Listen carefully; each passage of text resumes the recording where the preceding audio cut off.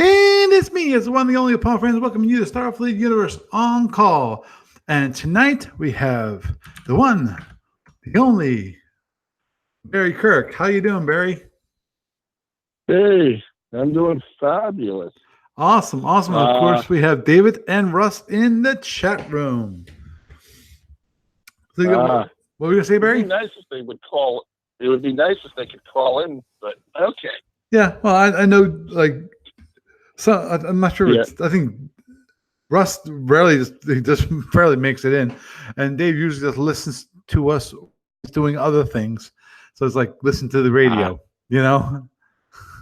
And that's fine. Every once in a while they chat in, which is good. And I always encourage people to show up, and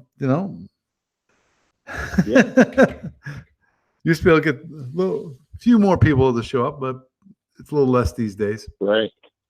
I'm not sure whether it's because of the only thing that works currently is Chrome. You can't use any other browser when it comes to TalkShoe, or it's something else. I'm not sure which. That's ugly.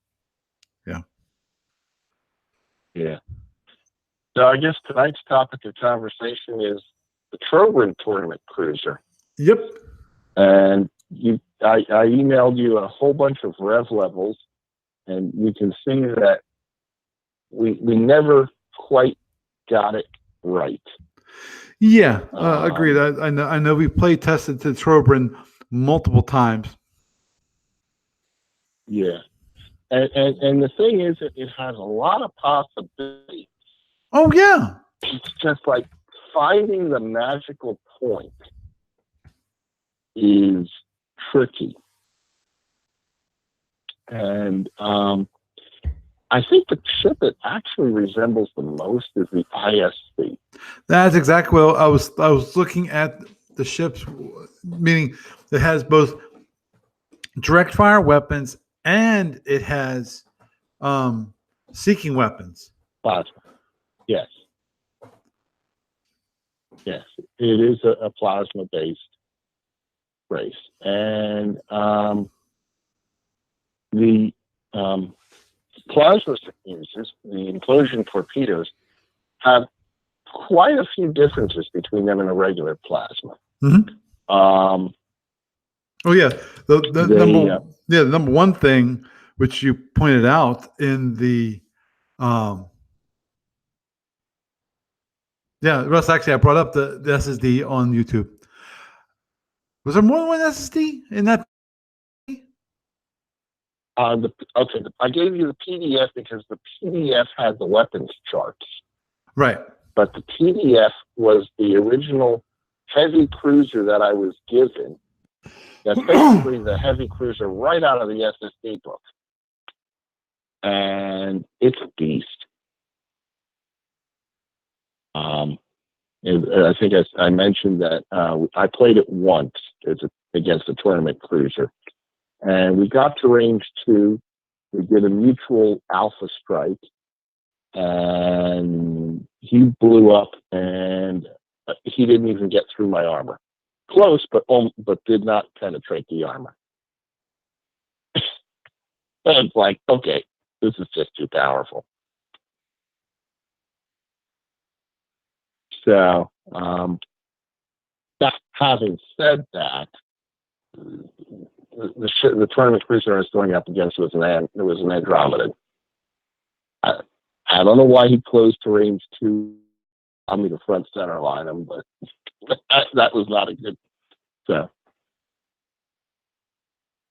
any case, so the implosion bolts, in a lot of ways, are kind of like a PPD. They're accurate at longer ranges.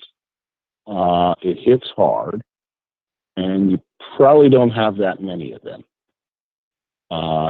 And yeah, I know it's fire and it hits instantly, unlike a PPD, which is over 4 impulses. But effectively, it does a lot of damage at long range, and it's accurate at range. I mean, out at range 6, it's still, it uses 2 dice. So hit number is a 9 out at range 6, basic, which is almost certain to hit, but not quite. And it still does 16 points of damage at that range. Go out to range 9, and it still has a better than 50-50 chance of hitting, doing 14 points of damage. So, very powerful weapon. And there were some variants of the ship that had 1, and some variants in the latest version I had 2. And the reason I went to 2 was that with a PPD, kind of hard to brick it completely. It maxes out at doing about 24 points of damage total. And that's a lot more than 16, which is what typically the implosion bolt will do. 16 points you can mostly brick. 24, not so much. So people tend not to try to brick a PPD. But with one implosion bolt, yeah, they were like, I'll brick, because it is a 3-turn arming weapon. So it takes forever to get it back up and running again. So that was the reasoning that I added a second implosion bolt to the 4th Rev, which I think is the current tournament cruiser. Now, the other thing is that notice that and by the way, a left side and the right side eye implosion bolt, that's the same as the heavy cruiser. I don't believe there's a light cruiser in the SSD book. Philbin's never made one. Or at least it's not. Yeah, it's not in the SSD book. So I had to create my own. But their heavy cruiser has a left side and a right side ID, which is an interesting arrangement. In that, unless you've got your opponent front center line or rear center line, you can't hit him with both. But you've got 360-degree coverage of your heavy weapon, which is kind of interesting. Although you only can fire one at a time, or typically you'll only be able to fire one at a time. So there's that. But this ship can make much better use of its rear shields than most because of its weapon arcs. Right. Oh yeah, the left side, right side is just incredible. Yes.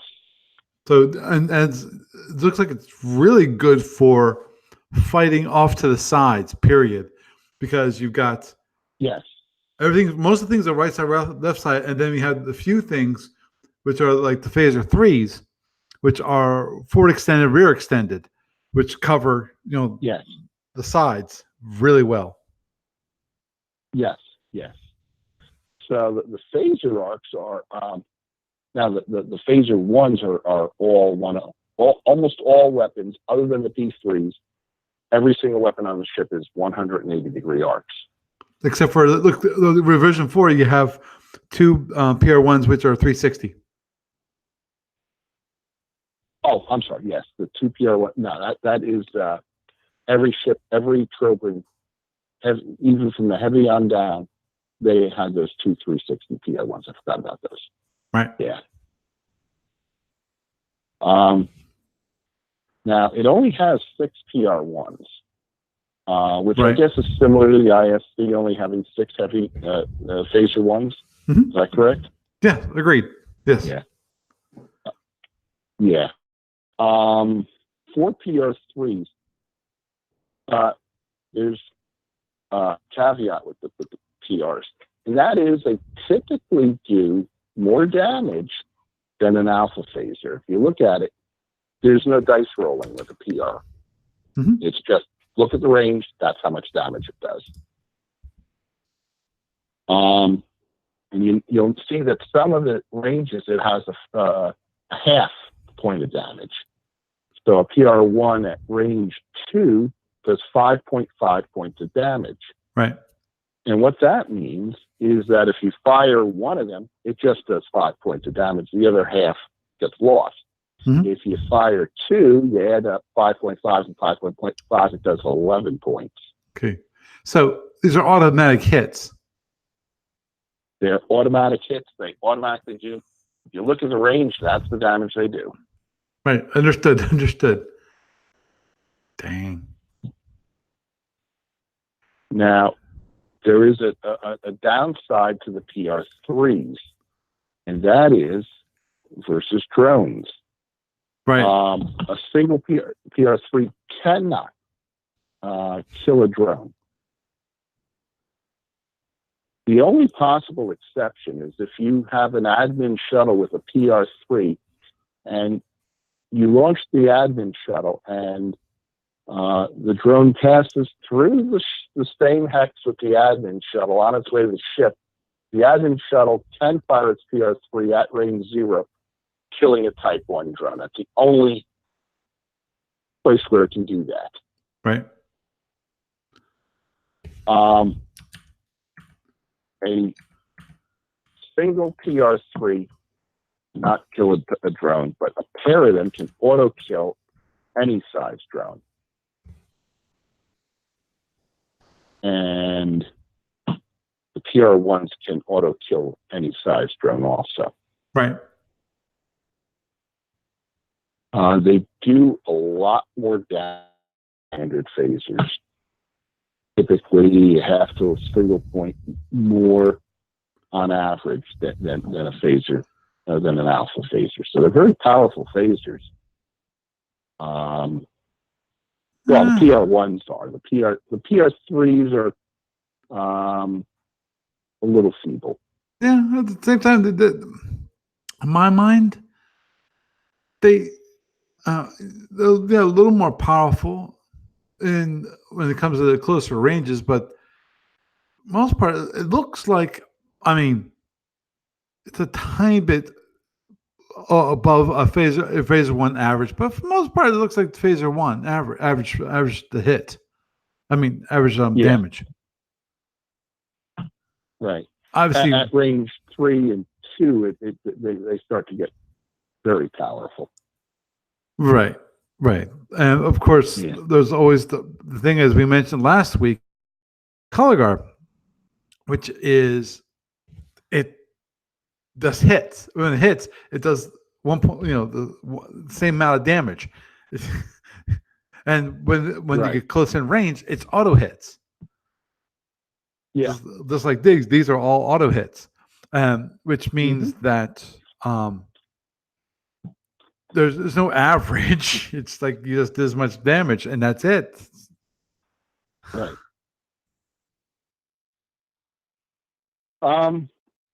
Moving on to the and the implosion bolts are also very accurate. So this ship pretty much there's almost no dice rolling. The torps, they don't have dice. The bolts are the only thing that you have a dice with, and they're very, very accurate. So it's almost a diceless ship. Oh, I agree. The at least up close. implosion, At least up close. I'm looking at like the 4 to 6 and 7 to 8, 7 to 9 range. You can miss when it comes to the bolts. yes, at 7 to 9 it starts to miss. 4 to 6, you can miss, but it's not likely. Right. 1 to 3, agreed. again, yeah.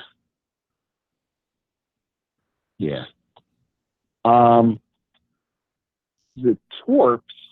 Now here's where the ship kind of falls down. Most people say, "Oh, the light's equivalent to a plasma F, the medium's a G, the heavy is an S, and the super heavy is an R." And not quite. In that the heavy, and it only has one of those. Mm-hmm. Yes, at very close ranges, it does more than an S. But keep in mind that the S retains its 30-point warhead all the way out to range 10, whereas the heavy loses 1 damage per hex traveled. So by the time it gets out to range 10, it's at 22-point warhead. Right. So now having, on the other hand, at the very extreme end of the travel, the implosion torps tend to have a longer range than the plasmas. Right.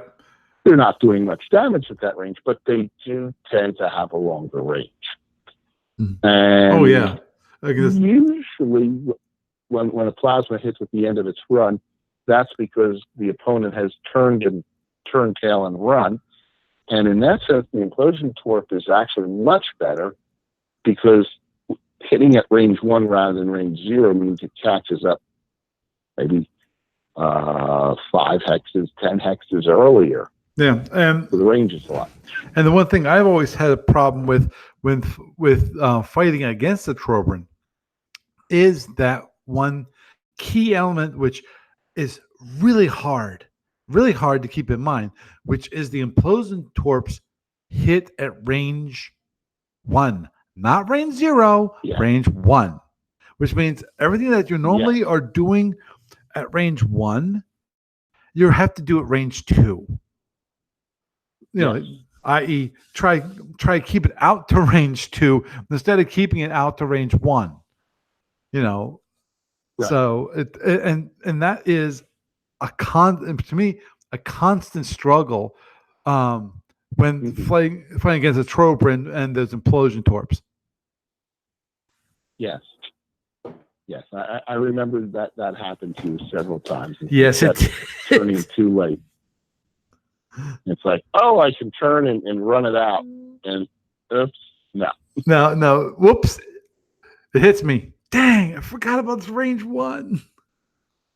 Yeah, and the other thing about a range 1 is that sometimes you can get to pick the shield a little.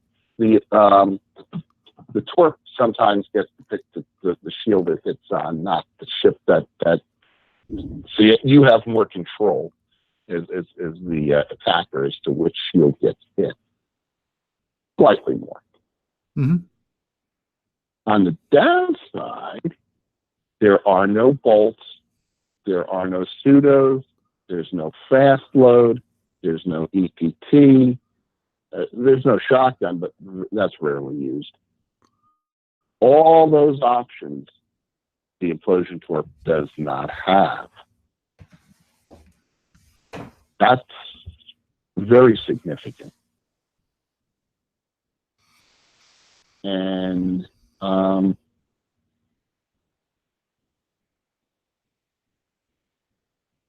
the other thing is, what was it? They can be, but here's one thing that kind of makes up for it, is you don't know which torp was launched. Right. So if there's 2 in arc and they're both charged and ready to go, the launcher is hidden and the torpedo, it's unknown what the strength of the torpedo is when it launches until you lab it. And you have to lab it at range 2. You can't lab it at range 1. Right. So the question is, did he launch a heavy at me or did he launch a light? Yep. If it's a light, I might want to run through it and go for it. If he launched the heavy, I probably don't want to run through that. But how do I tell which it is? If I get close enough to lab it, it's going to be a lot harder to run it out. Or if I am, okay, it's the heavy, I turn tail and start running, it catches up, I start labbing. What range do I lab it at to say, it's 3 or 4, all of a sudden, that's a little hard. Sometimes I might run out of labs. But let's say, it's a light. Now I have to start turning back around. So in that sense, it's kind of like a pseudo. Agreed. Well, at the very least, makes it a a game a shell The game. guessing game. Oh yeah, a guessing game. Yeah, yes, the shell game. Where is it one or the other, and you won't really be able to tell. There's only two ways to tell. One, well, actually three ways. One, it hits you. Two, Hmm. you run it out as if it might be a light.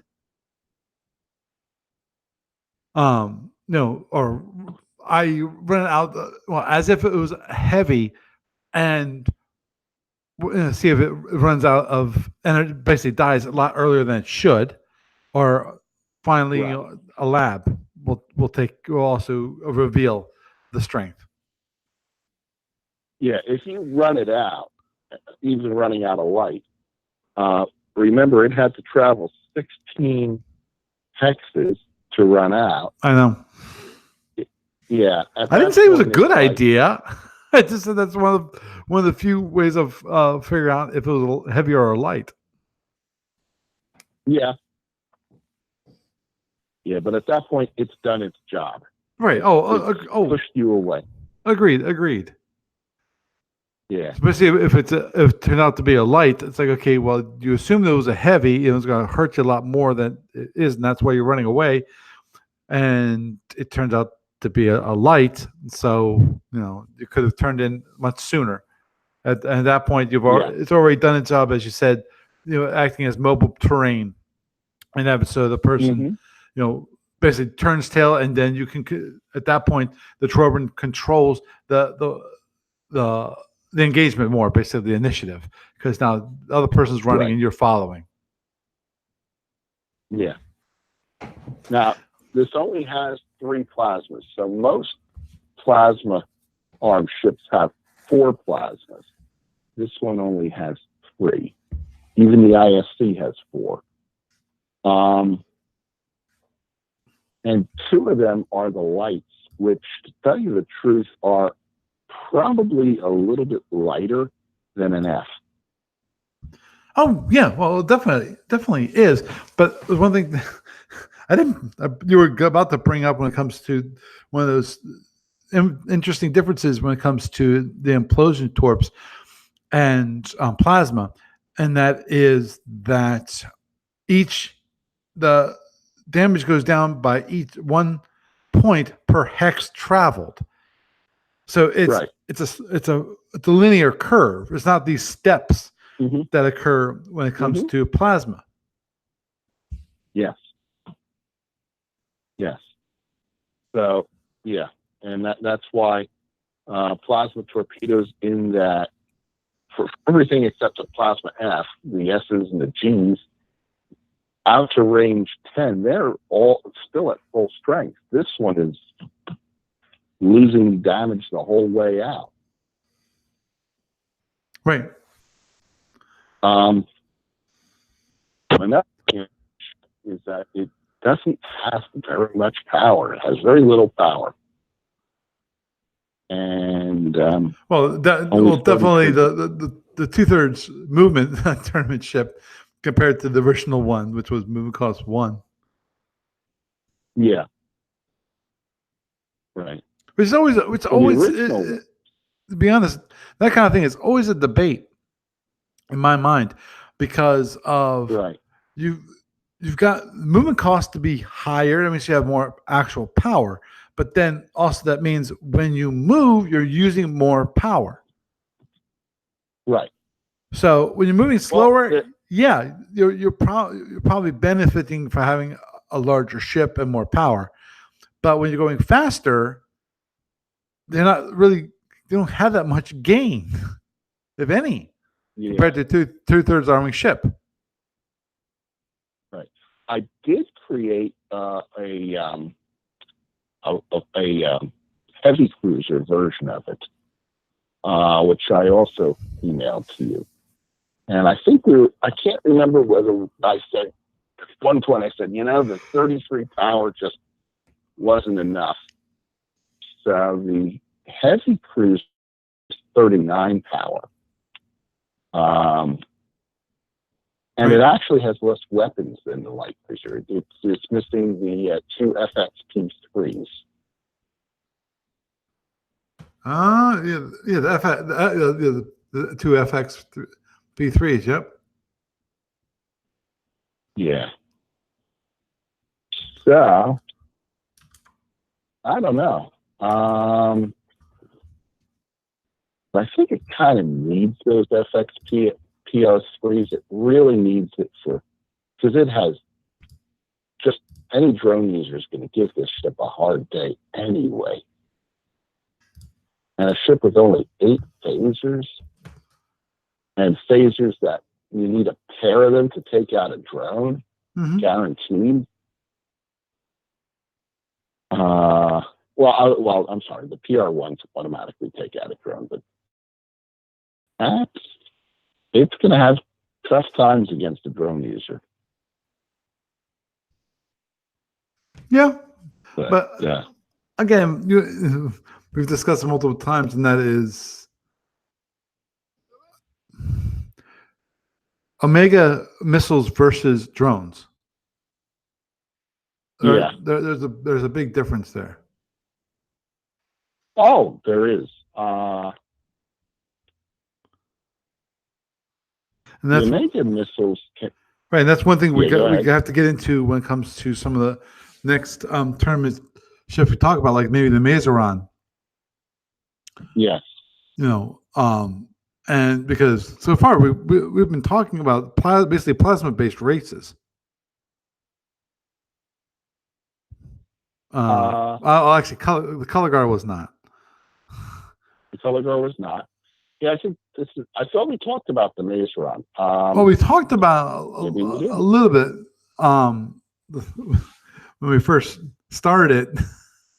Yeah, but I'm not sure we really went into a lot of the Mazeron's options when it comes to how much damage the missiles can take versus a regular drone, and what kind of damage it can do on using their missiles. I forget what they're called at the moment, off the top of my head. Tachyon missiles. Yeah. Well, hang on. Let me pull up the Mazeron.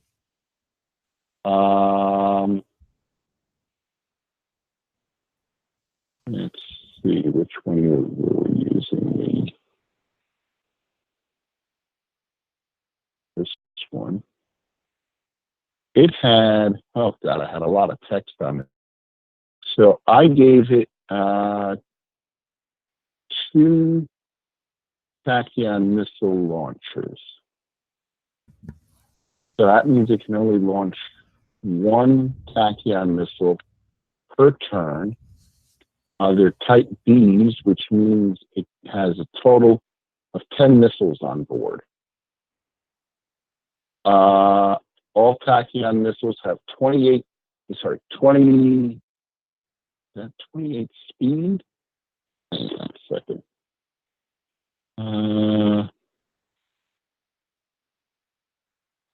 Let's see. I have a zoom function. No, I don't.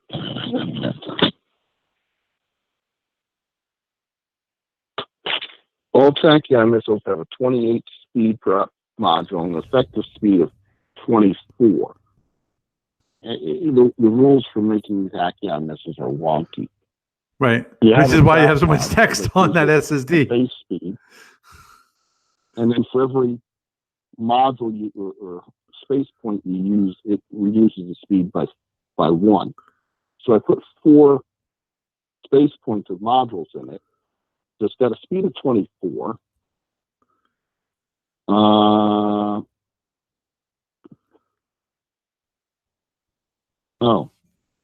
Okay. Let's see. Tachyon missiles can be freely chosen from the following 2 types. One is armor 12, so it takes 12 points to kill it, doing 16 points of damage if it hits. And it's got an anti-tractor 1, so it takes 2-point tractor to kill it, or to hold it. The other one takes 16 points to kill it, but it only does 8 if it hits. and also has the 1-point anti-tractor. So you got one that's almost impossible to kill, but only does 8 points of damage if it hits. And the other one is tough. But remember that a single drone can kill the lightly armored one and very badly damage the other one.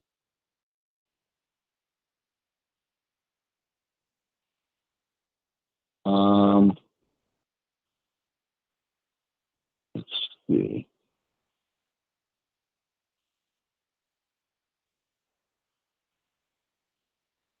Here's one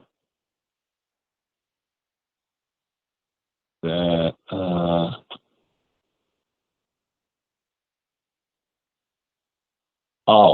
I created another variant that I created 4 different missile types for this one. And type 3 and a type 4. But I had to create 2 modules that I mentioned to, I even created the rules for them, and I emailed the rules for those modules to Steve Petrick, and he basically said, no. But the one module was called a phaser defense module, which basically I think had 2, it had a number of P3s. It might have been, can't remember whether it was 2, 3, or 4 P3s on it, but those P3s were only usable against seeking weapons targeted on the missile itself.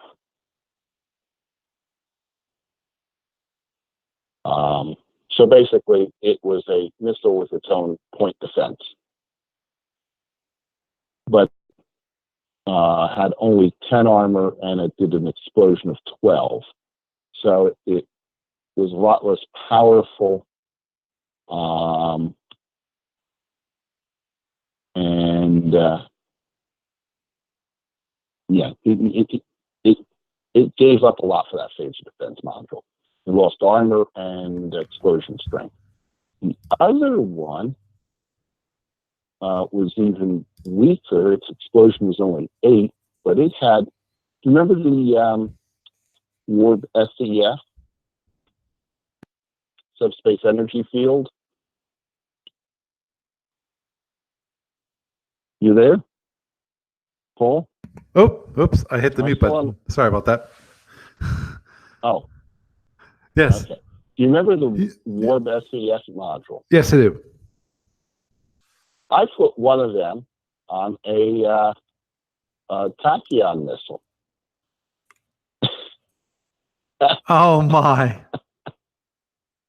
Well, look, it's a monster-sized missile. What the heck? Yeah, agreed. Now, Agreed. It was a very limited duration SEF module, but the idea there was that it would you would have one missile with that SEF module, and it would kind of sheep herd the other missile, Mm-hmm. so that and it would protect it against drones.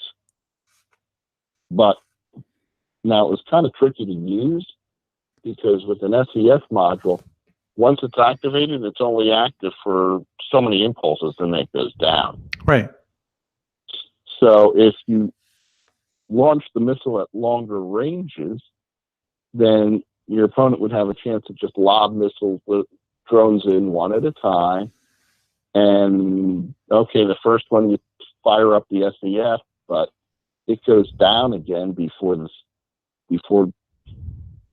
then you can launch another drone, and he doesn't have an SEF anymore. Mm-hmm. So basically, it was saying that we needed 2, maybe 3 drones to take out one missile rather than one. Right. Which is it's a good idea. But let's I get back thought to so.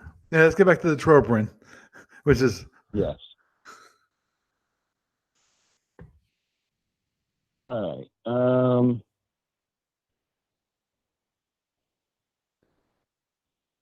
So yeah, the Rev 4 one. I think we had decided it just didn't have enough power. yeah, That was the problem. It could not. It had no chance of winning. right. You So fire your weapons. Go ahead.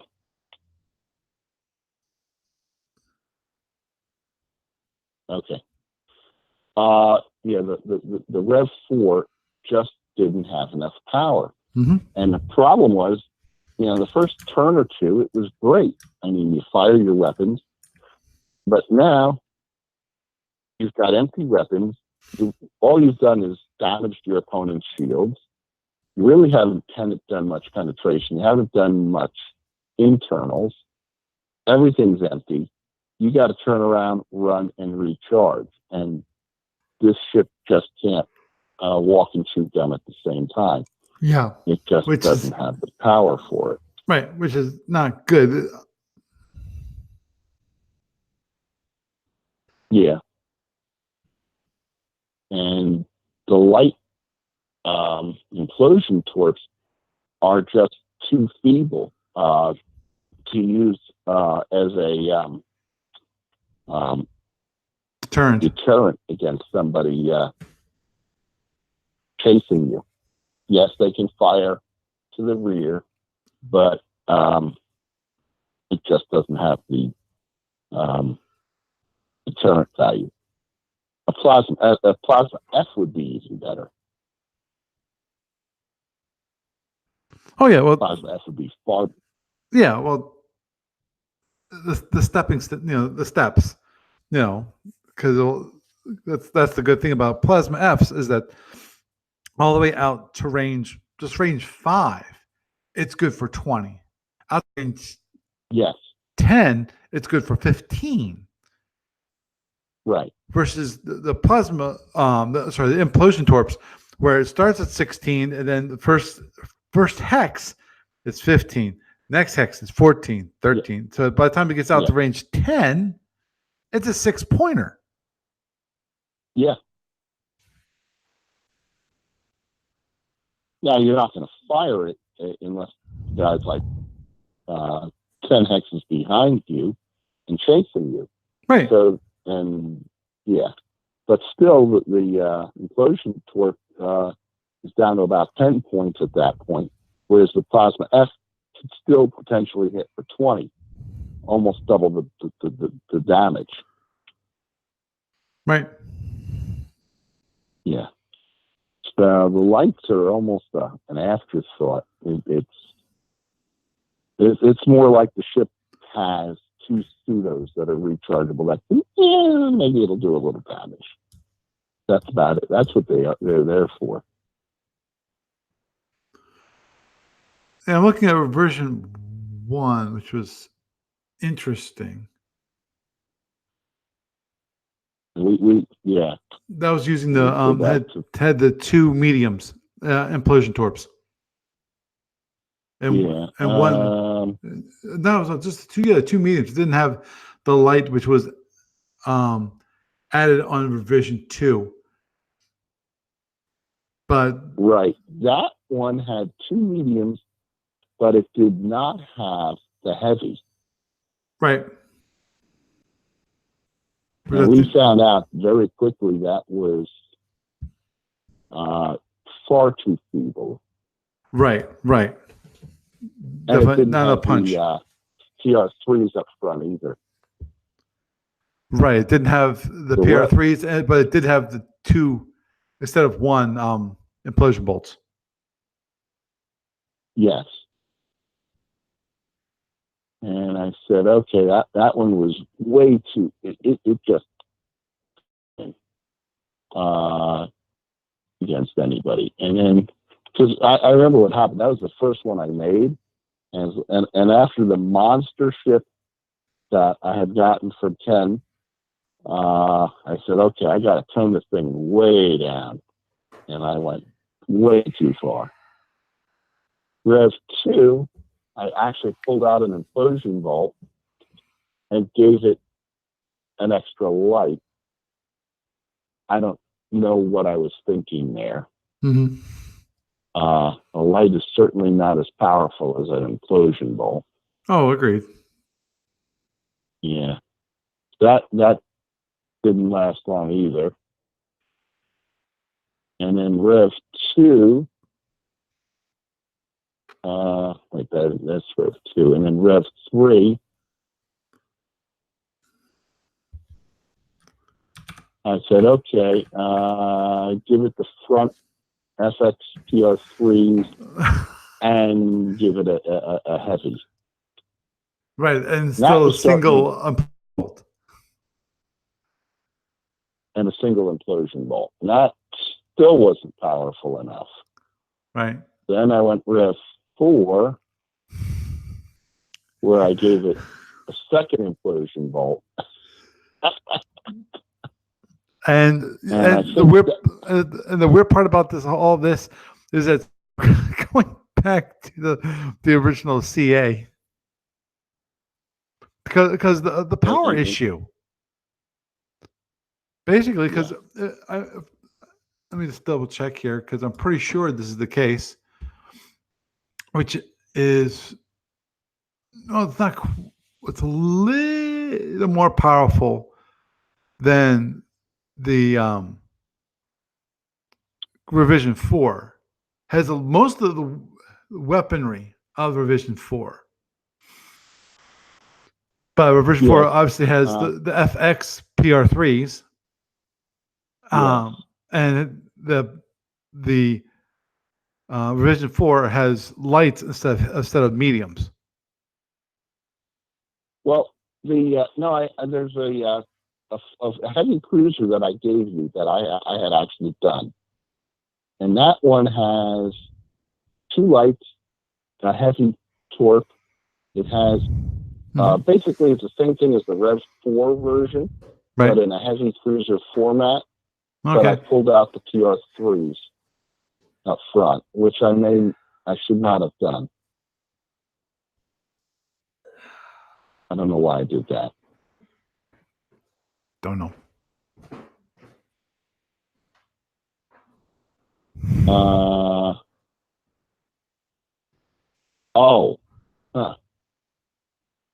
That's interesting. I actually pulled out 4 armor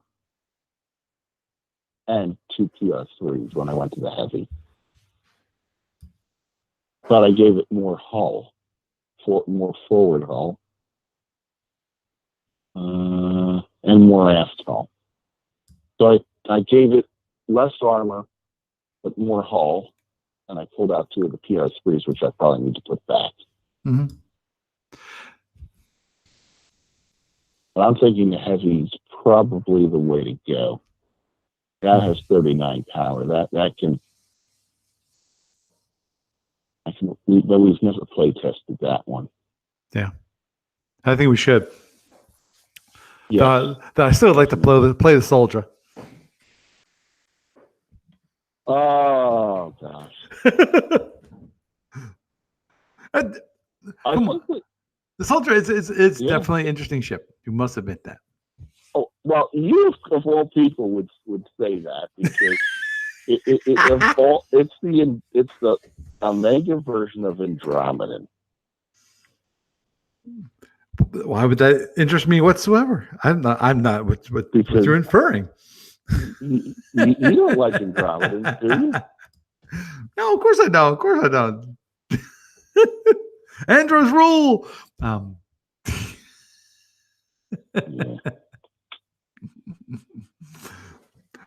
Yeah. I don't know how. I mean, there's some parts about the soldier that are nice, but I just don't know how to balance them. Agreed. Well, that's Barry, I think the big thing there when it comes to soldier, period, is neither you nor I have a good feel for the ship.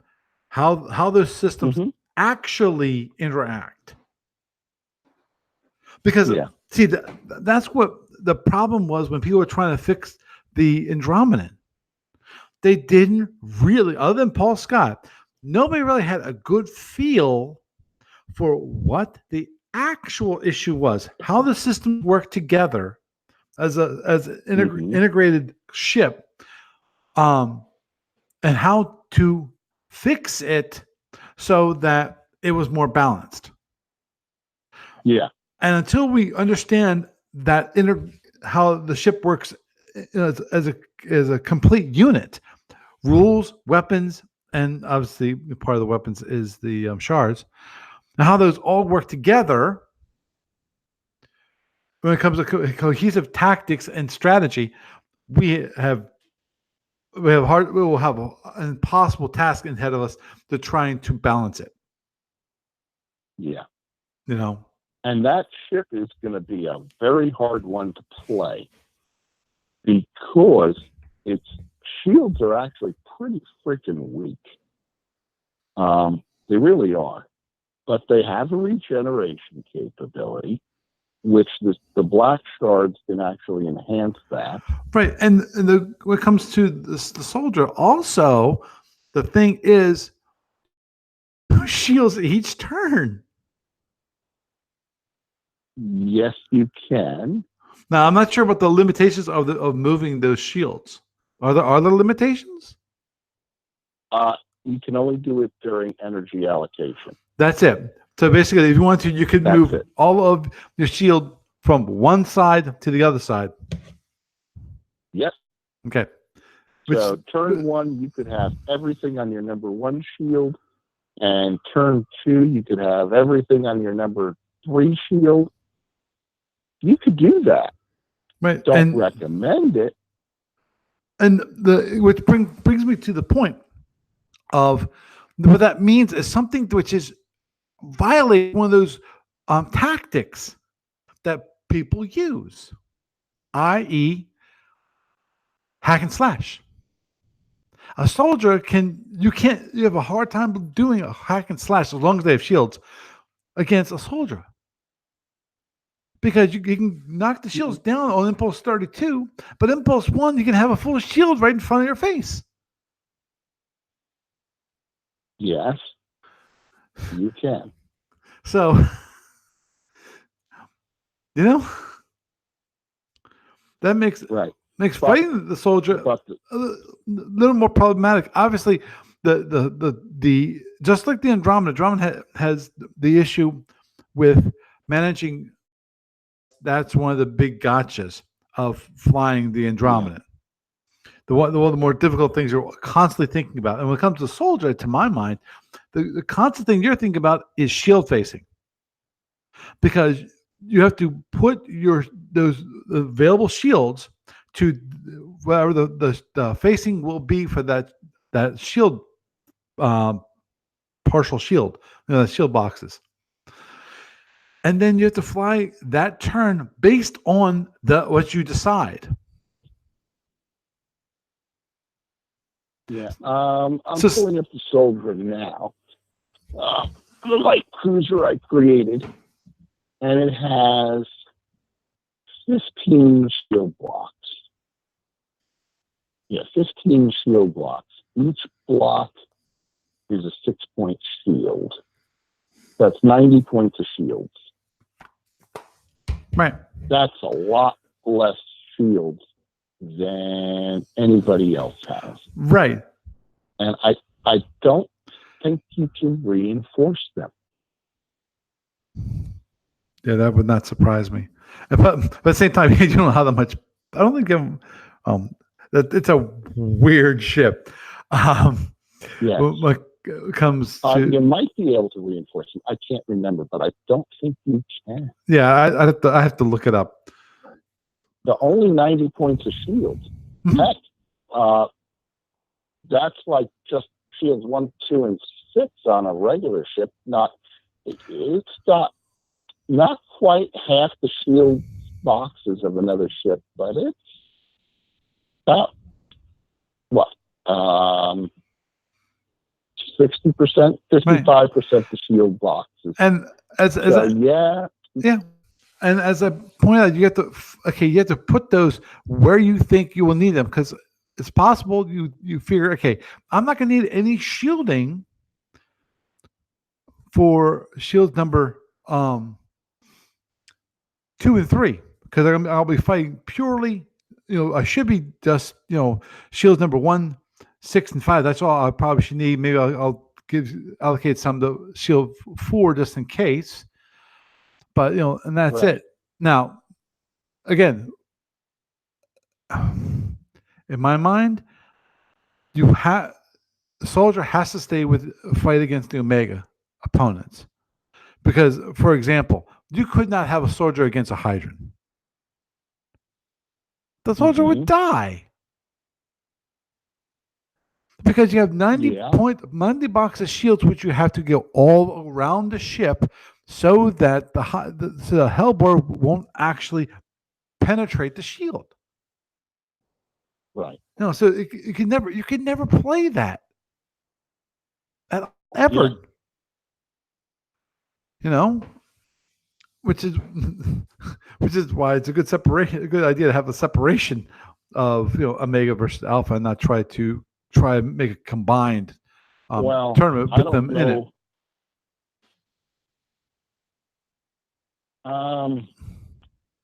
I don't know that the soldier can be balanced against anybody. Well, again, when it comes to that, I think we don't understand it enough to even say that for a fact. Yeah. We can posit it that at the moment we cannot balance it, and I'll agree there. But it would require more. It's possible it might be able to do it if we do more research, just like the Andromedan. People thought you couldn't balance it, but actually you can balance it without nuking it. But people they went the wrong direction. They decided, okay, it needs to have less power, it needs to have less weapons. I was like, no, that's not the solution. Right. Yeah. So, but getting back to the Trobrin. Yep, definitely. I think that one is within the realm of possibility that I can get that to work. Oh, I agree. The big issue, obviously. Now, this is why Mr. Petrick always wants playtest reports, and that is you have to repeat the scenario multiple times, just like our little game on Saturday. I died pretty fast because I made a tactical error. Is what I did. Yeah. I got into range 2 of a Kalagar, and I wish I should have never done. I wanted to stay at range 4. I just didn't do the right moves to make that possible. Right. But So and obviously that was a mistake, and that was one thing you could, as a playtest report, you throw out because of basically it was a tactical mistake. You can't say that you made a tactical mistake and if you made a tactical mistake and you won, there's a big issue. But it's definitive that what happened with me, I made a tactical mistake because obviously the Kalagar is really good at range 2 because of all those automatic hits. And then for me, on top of that, I also had the midterm speed change is exactly the wrong movement, too. Which allowed you to stay at range 2 and do a head and get your other weapons to bear. Right, and that head was the game. That was the coup de grace, is what it was. Without that, I still was very hurt. Yes.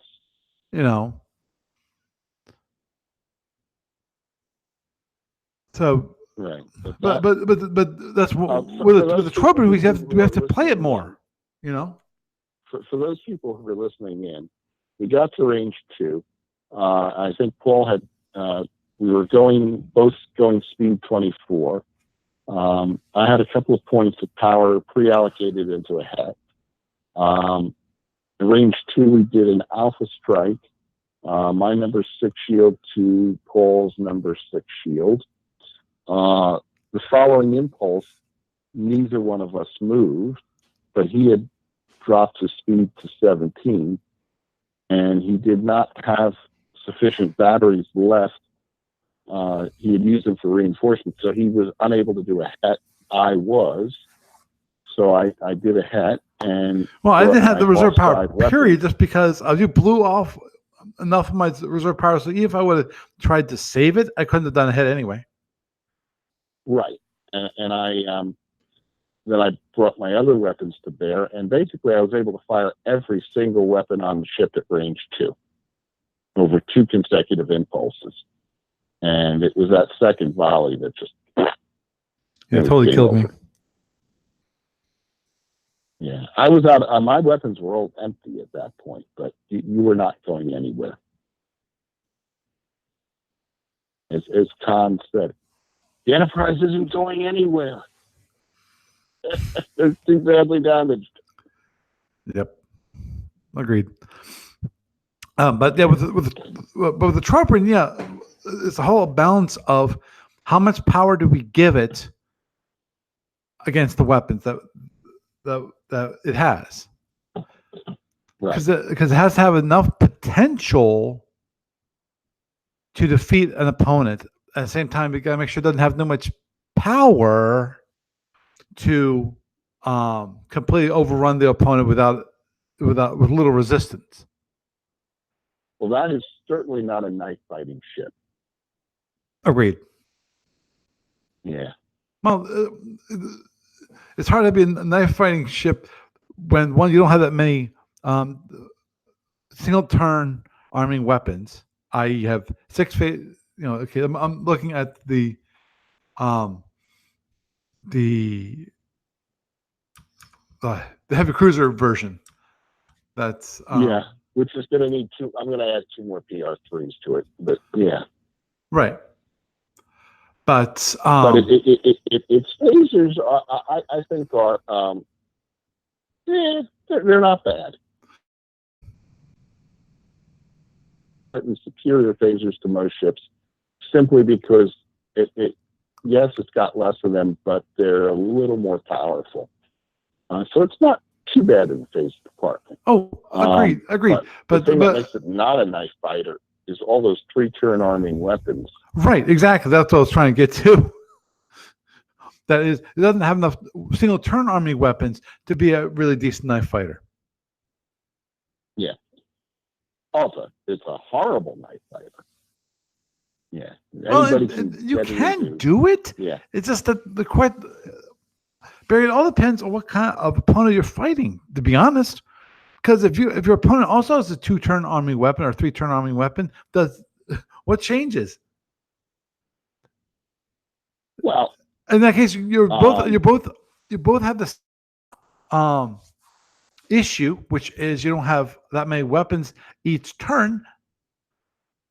So that means that, in theory, you can knife fight basically the same to a certain degree. Obviously, one of the other issues is, of course, the turn mode D, which does not help it as a knife fighter.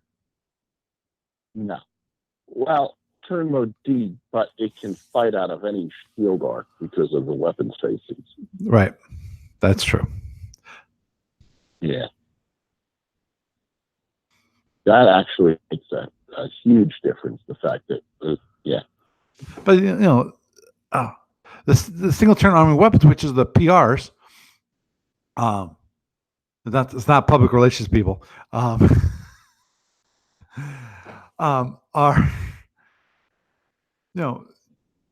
for each side, you got a possible of 4 phaser 1s facing. Yes. Which is not great, but of course, at the same time, they're automatic hits and they have a fixed amount of damage. Yeah. And if you're lucky, you can get all 6 facing, which is possible, directly forward and directly aft. and that's it. Right. And that's something that most ships can't do, is that this ship can fire virtually every weapon on the ship directly aft. Not too many other ships have that capability.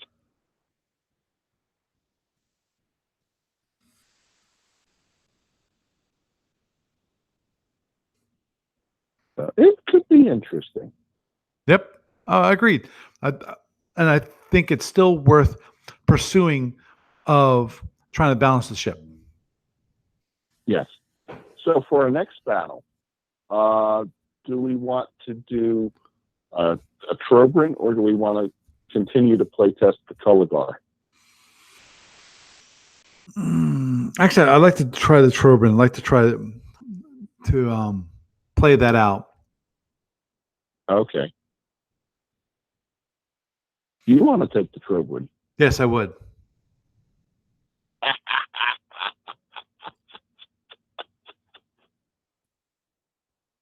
Okay. Oh, are you gonna be able to come? Reminds me. Are you gonna be able to stop by this weekend or not? I know you mentioned possibility of being in Pittsburgh. Probably yes. I don't. Yeah, I think the answer is probably yes. Okay. Would Saturday be a good day for you, or Sunday? Saturday would be a great day for me. All right. I do have one. I'm going to have to bring a laptop because there's one service call I have to make on Saturday. That's fine. And that's just one of our customers is hooking up a selector switch, and I have to make sure that they wired it correctly. So somebody's going to be standing there in Oklahoma flipping the switch, and I'm going to be in your house saying, "Yep, it's in that position. Yep, it's in that position." Understood. Yeah, it has to be start like early afternoon.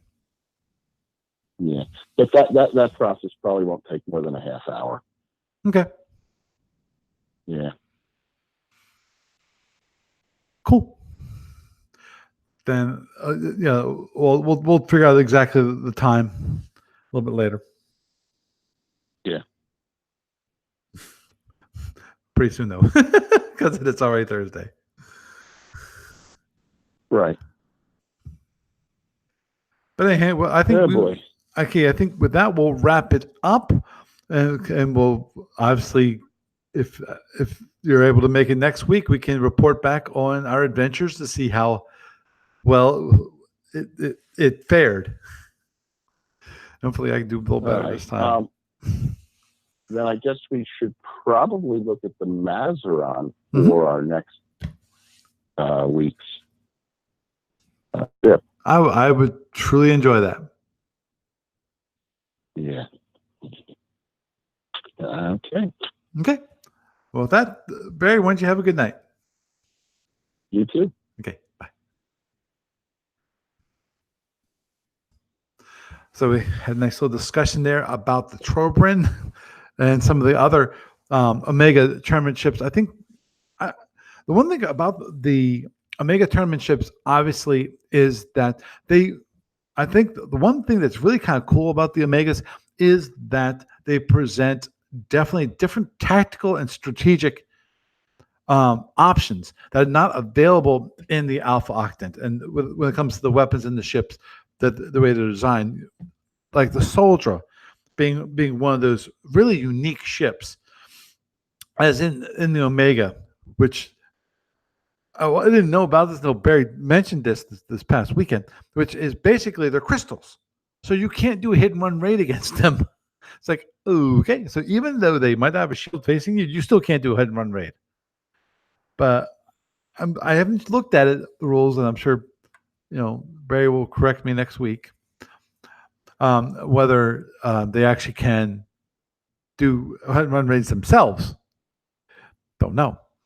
I'm not really up on soldiers, that empire. But anyway, that's the kind of unique thing that can exist in the Omega. that the soldier could never ever exist at all in the alpha octane just because of the hydrants. They might be, as long as they stayed away from the hydrants, maybe they could survive in that environment, but they can't. But the important thing is that it presents a totally different tactical situation because of you got soldier, which not just the dark energy and how that does damage, but also as pointed out, we have the shields, which you can put them on any um, shield facing, which makes it interesting. Of if you think about the second generation X ships, is that something that they might have for second generation X ships? Have more flexible shields is one way of going with second generation X ships or something along those lines. But we'll just have to wait and see if they ever get around to actually doing the second generation X ships, which obviously most of us would love to see. So with that, I am Paul Franz, and I bid you a good night. Recording paused. Okay. Okay.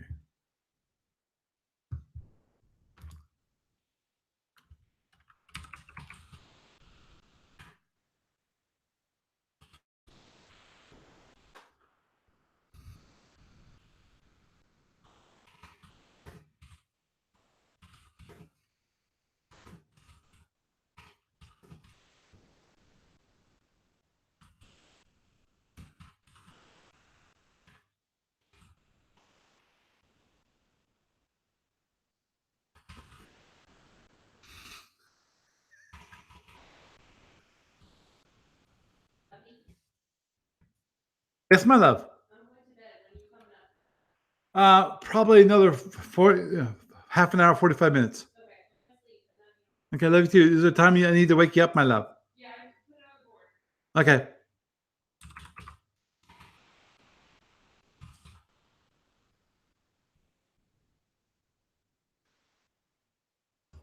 Your line has been disconnected by the moderator. Goodbye.